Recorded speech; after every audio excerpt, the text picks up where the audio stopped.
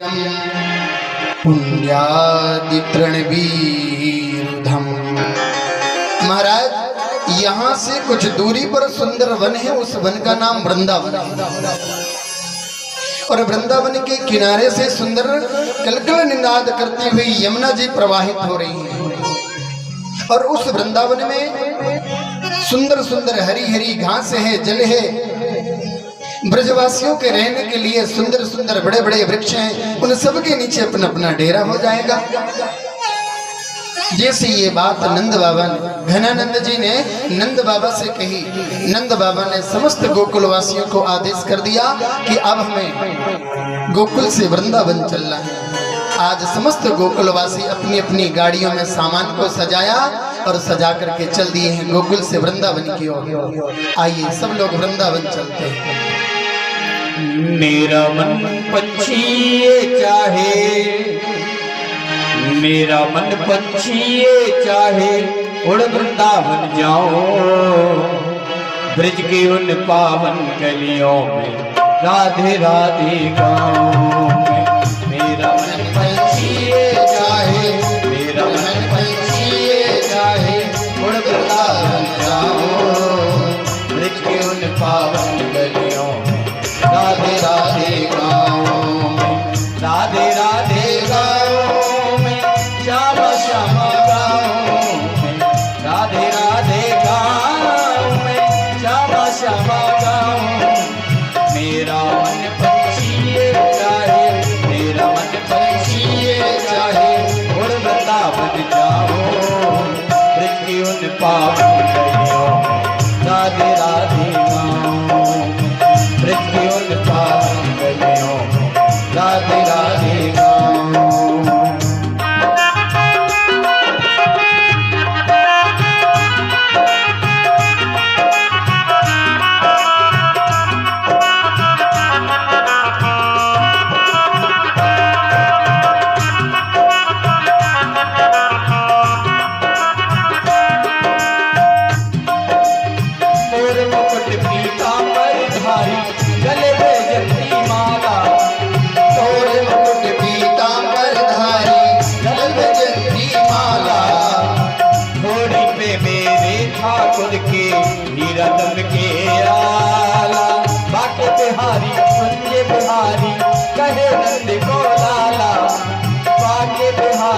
गिरधारी कोई कहे नंद को लाला, या की छवि पर बलि बल जाए जिसके गोपी ज्वाला।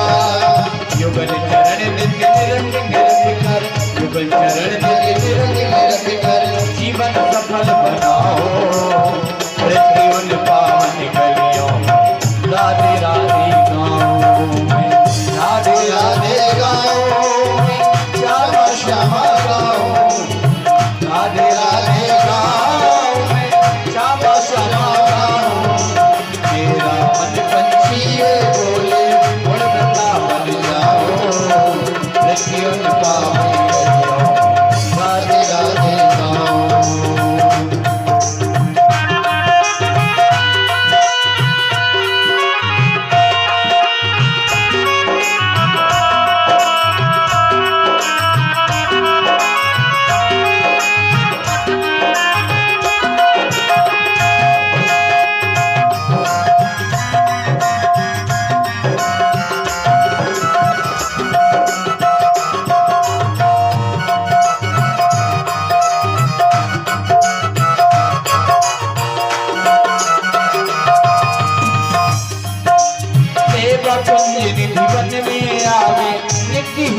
बिहारी सेवा कुंज निधि में आगे नित्य ही रास बिहारी, रास रचा में राधा के संग गल बिच मैया नारी।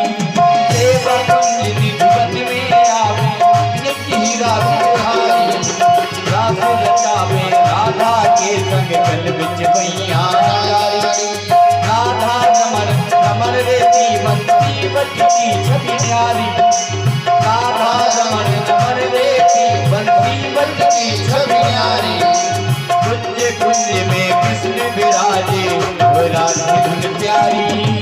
यमुना में स्नान करूं मैं, यमुना में स्नान करूं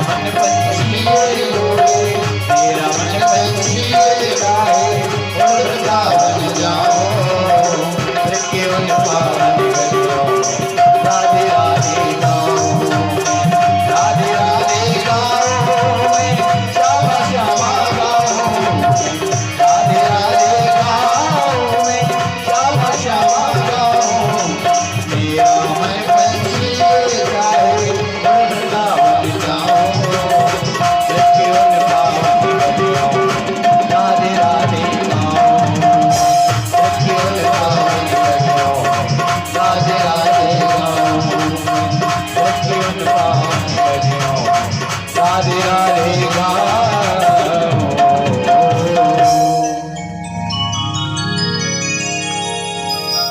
नंद बाबा समस्त ब्रजवासियों को लेकर के गोकुल से वृंदावन पहुंचे और वृंदावन में जाकर के सबने अपना अपना डेरा जमा लिया। जैसे ही नंद बाबा लाला को लेकर के वृंदावन पहुंचे, महाराज कंस को पता चला कि आज नंद महाराज ने गोकुल का त्याग करके वृंदावन पहुंच गए। तुरंत एक असुर को भेज दिया। मैया ने लाला को पालने पर लिटा दिया है। कन्हैया पालने में लेटे हुए, उसी समय एक तृणावर्त नाम का दैत्य आया और तृणावर्त ने आकर के क्या किया कि लाला को पालने के सहित लिया और लेकर के आसमान की ओर जाने लगा। जब काफी दूर ऊपर उठा ले गया, कन्हैया ने सोचा कि अब तो हमें लगता है ले ही जाएगा। तो कन्हैया ने धीरे से पालने से अपने चरण को निकाला और एक चरण का प्रहार किया तृणावर्त के ऊपर। तृणावर्त धराशायी हो गया। पालने के सहित कन्हैया धीरे से नीचे आए और जैसे ही नीचे आए, मैया ने देखा, तुरंत लाला को उठाया और उठा करके अपने सीने से लगा लिया। कोई ना कोई असुर दैत्य को महाराज कंस भेजते रहते हैं।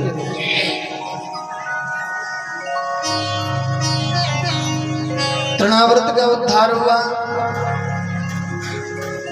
थोड़े दिन बीते, एक आघासुर नाम का दैत्य आ गया। ये आघासुर भी विशालाकाय स्वरूप धारण करके आया। कन्हैया अपने बछड़ों को चराने सखाओं के साथ दूर जंगल में जाते हैं। नित्य की भांति आज जब ये बछड़ों को चराने के लिए दूर जंगल में गए, रास्ते में आघासुर अपना मुंह फैला करके बैठा हुआ था। इतना विशालाकाय स्वरूप आघासुर का कि एक तालू को जमीन पर लगा दी और एक को आसमान पे लगा दिया। आगे आगे सखा चल रहे थे, सखाओं के पीछे बछड़ा चल रहे थे, बछड़ों के पीछे कन्हैया चल रहे थे। जैसे ही सखा आघासुर के मुंह के पास पहुंचे तो एक दूसरे से बात करने लगे, भैया यहाँ तो कोई गुफा नजर आ रही है। तो एक सखा कहने लगा, क्यों रे तू का पहली बार आया है जंगल में जो आज तूने गुफा देखी? अरे ये तो वन है, वन में जंगल में तो गुफाएं होती हैं। तो एक सखा कहने लगा, भैया अगर गुफा है तो निश्चित ही इस गुफा के अंदर कोई संत जी भजन भी कर रहे होंगे, चलो चल करके देखा जाए। जैसे ही सखा आघासुर के मुंह में प्रवेश किए और जीभ में लात रखी तो एक सखा कहने लगा, भैया मुंह को तो लग रही है कोई बड़े वीआईपी संत की गुफा दिख रही, देखो द्वार पे डल्लब के गद्दा बिछा रखे बढ़िया। अरे बोले तो इतना गद्दा ही देखे बेला को, बोले देखिए बड़े बड़े खूंटी लगा रखी। आघासुर के दो बड़े बड़े दांत थे लंबे। बोले ये काय के काज है? तो एक सखा बोला, अरे दारी के तू पहली बार आयो ना, तो कहा पतो गुफा के बारे में? बोले देख ये संत जी ने द्वार पे खूंटी लगा रखी है कि कोई जगत भगत सामान थैला लेके आए ना तो यहाँ पे टांग देंगे। ऐसे धीरे धीरे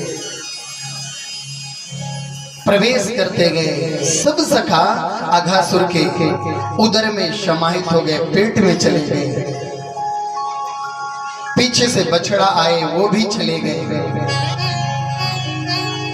कृष्ण बचे। जब कृष्ण ने देखा कि जिन सखाओं के बिन हमने एक पल रहना नहीं सीखा और आज वो इसके अंदर चले गए, तो मैं बाहर रह करके क्या करूंगा। कृष्ण भी उसके अंदर प्रवेश किए और इस अघासुर ने जब तक अपने मुंह को बंद नहीं किया, जब तक कृष्ण नहीं गए, जैसे ही कृष्ण कंठ से आगे बढ़े, इसने अपने मुंह को बंद किया और जैसे मुंह को बंद किया अंधेला हो गया। सखा घबराए, एक दूसरे से कहने लगे भैया हमें तो लग रहा है लाइट चली गई, अंधेला हो गया, अब क्या करेंगे। भगवान ने सोचा कहीं ऐसा न हो कि ये सखा घबरा करके मर जाए। प्रभु ने तुरंत अपने स्वरूप को फुलाना चालू कर दिया और इतना फुलाया, इतना फुलाया, फुलाते फुलाते इतना फुला दिया कि ऊपर से अघासुर फट गए और जैसे फटे उधर से सब शाखाओं को बछड़ों के सहित निकाल करके प्रभु ने अघासुर का भी उद्धार कर दिया। बोलो कृष्णचंद्र भगवान की जय। अघासुर भी मारा गया।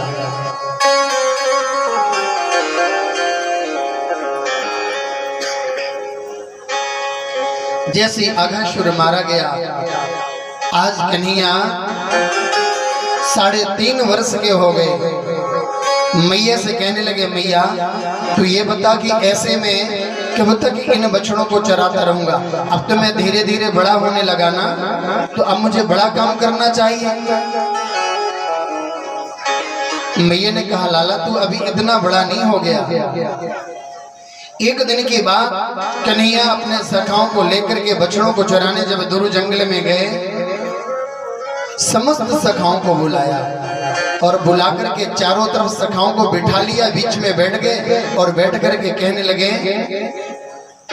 भैया सखाओ अब ये बताओ कि तुम लोग अपने अपने घर से खाने के लिए क्या लेकर के आए हो। जो भी सखा लोग सामग्री लेकर के आए थे सबने बताया, कोई दाल रोटी, कोई पकौड़ी, कोई जो भी जिसके घर में था सब लेकर के अपने अपना बताया। लेकिन उन्हीं सखाओं के बीच में एक पंडितानी का बेटा बैठा था जिसका नाम मधुमंगल था।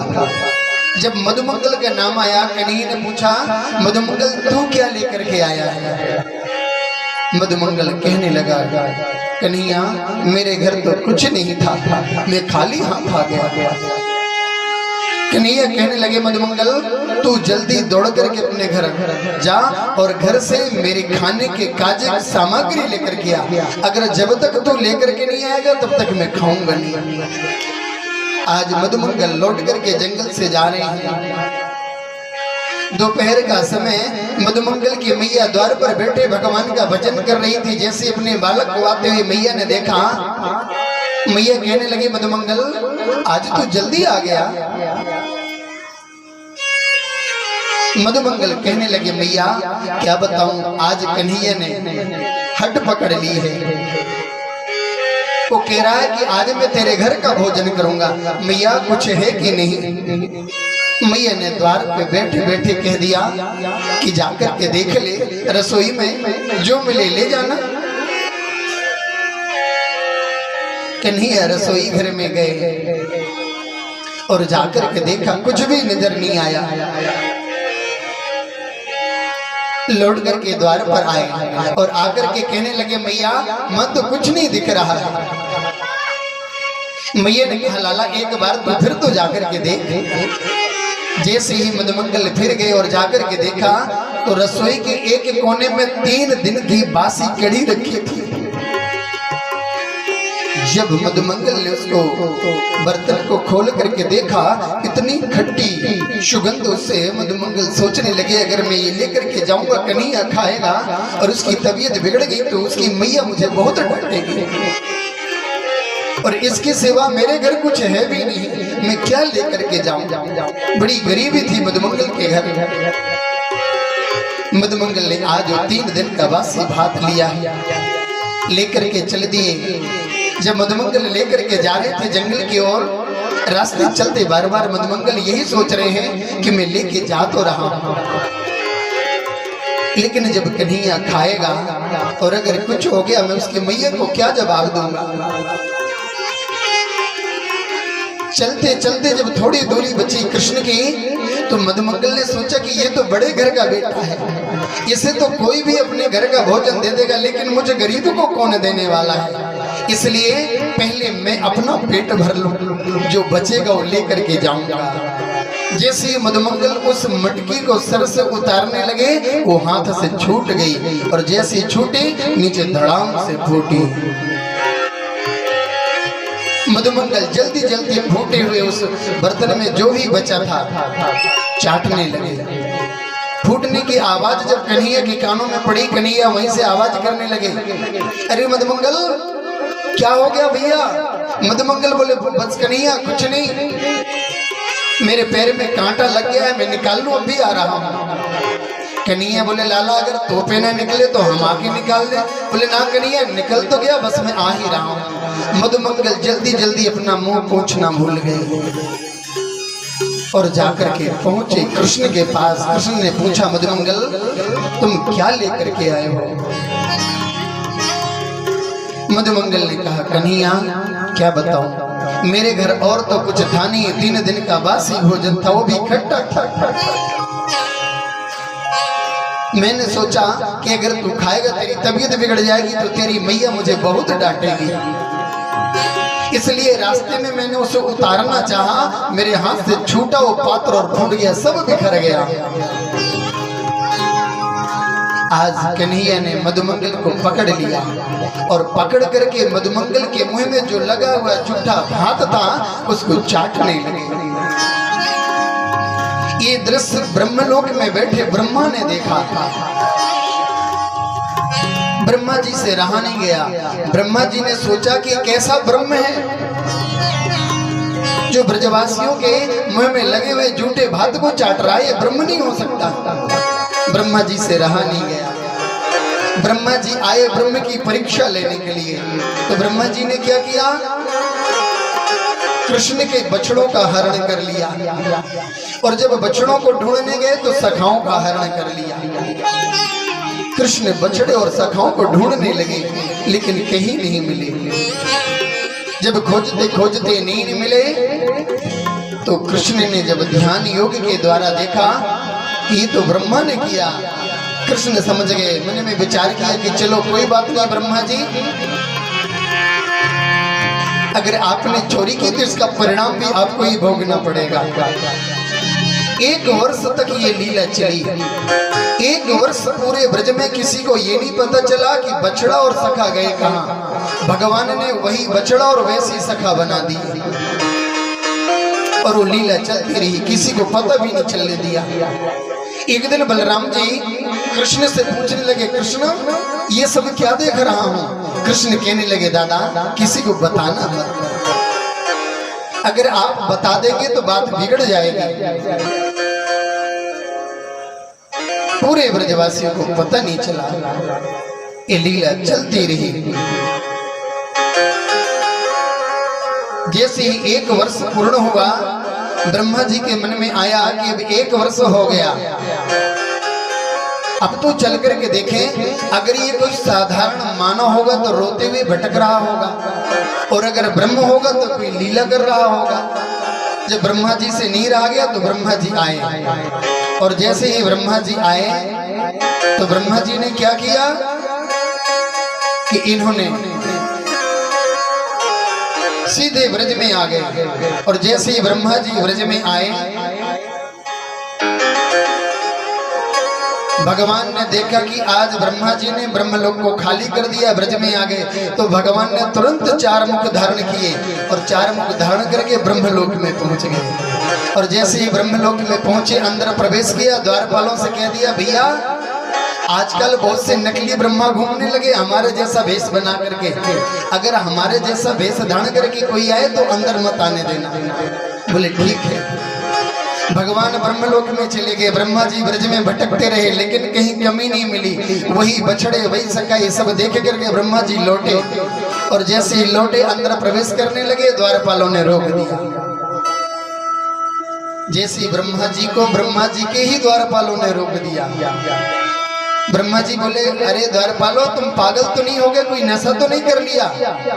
द्वारपाल कहने लगे, बस रहने दो, हमारे ब्रह्मा जी तो अंदर हैं और वो जब अंदर जा रहे थे ना, तो जाते समय भी हमसे बोल करके गए थे, आजकल बहुत नकली ब्रह्मा घूमने लगे, इसलिए हम आपको अंदर नहीं जाने देंगे। जैसे ये बात कही कि हमारे ब्रह्मा जी तो अंदर हैं, ब्रह्मा जी समझ गए कि भगवान के सिवाय लीला कोई और कर ही नहीं सकता। भगवान ब्रह्मलोक से द्वार पर आए, द्वार पर खड़े हुए ब्रह्मा जी ने जब भगवान का दर्शन किया, क्षमा मांगी कि प्रभु मेरे अपराध को क्षमा कर दे, गलती हो गई। लेकिन भगवान ने क्षमा नहीं किया। ब्रह्मा जी ने 40 श्लोकों से भगवान की स्तुति की, लेकिन भगवान ने क्षमा नहीं किया। ब्रह्मा जी, तुमने अक्षम्य अपराध किया।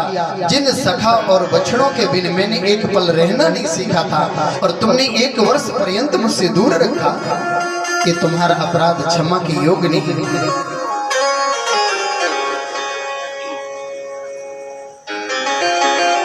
ब्रह्मा जी बार बार निवेदन करते रहे, लेकिन भगवान ने उनको क्षमा नहीं किया है। आज प्रभु मैया से कहने लगे, मैया देखे अब मैं बड़ा हो गया, इसलिए अब मुझे कोई और काम करना चाहिए ना। जब इनको बछड़े चराते चराते काफी दिन हो गए, तो एक दिन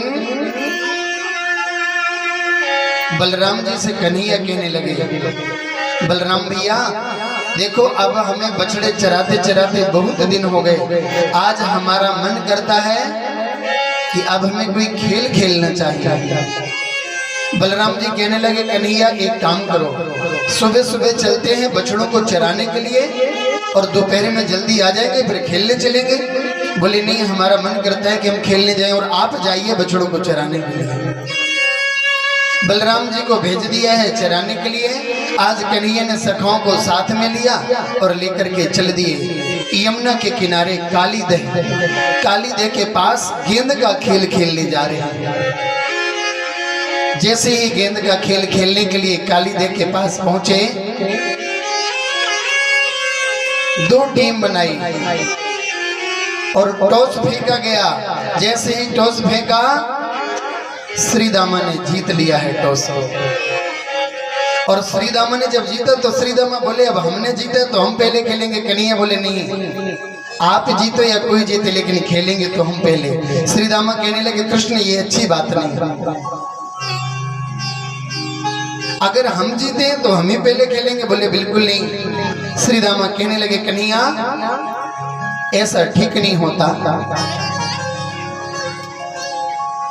जाति पाति हम ते बड़नाही, नाही बसत तुम्हारी छैया, अति अधिकार जनावती आते, जाते अधिक तुम्हारी गैया। अरे कन्हैया, तुम हमारे ऊपर इतना अधिकार क्यों जमा रहे हो? तुम जाति में, कुल खानदान में भी हमसे बड़े नहीं हो।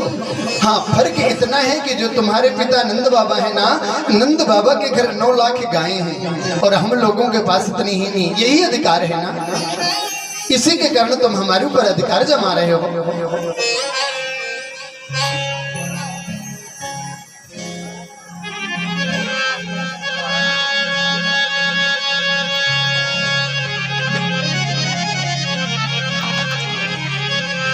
श्रीदामा ने बार बार समझाया, नहीं माने, और न मानने का परिणाम ये हुआ, अन्य सखाओं ने कहा, श्रीदामा अगर ये नहीं मानता है तो इसी को खेल लेने दो। जब नहीं माने, श्रीदामा ने कह दिया, ठीक है कन्हैया तुम खेलो। कन्हैया ने डंडा ले लिया, श्रीदामा ने गेंद ले ली। श्रीदामा कहने लगे, कन्हैया एक शर्त पर खेलूंगा। बोले क्या? बोले शर्त ये है कि अगर हमारी गेंद गुम जाएगी तो मैं अपनी यही गेंद ले लूंगा। कन्हैया बोले ठीक है। जैसे ही कन्हैया डंडा लेकर के खड़े हुए, श्रीदामा ने गेंद को फेंका है, श्री दामा ने गेंद फेंकी, कन्हैया ने डंडा लगाया और ऐसा जोर से डंडा लगा कि सीधे बाउंड्री सीमा रेखा के बाहर एकदम जाकर काली दे में गेंद गिर गई। और काली दे में गेंद की गिरते ही श्री दामा कहने लगे, कन्हैया देख भैया, मैंने कहा था ना अब हमें अपनी गेंद चाहिए।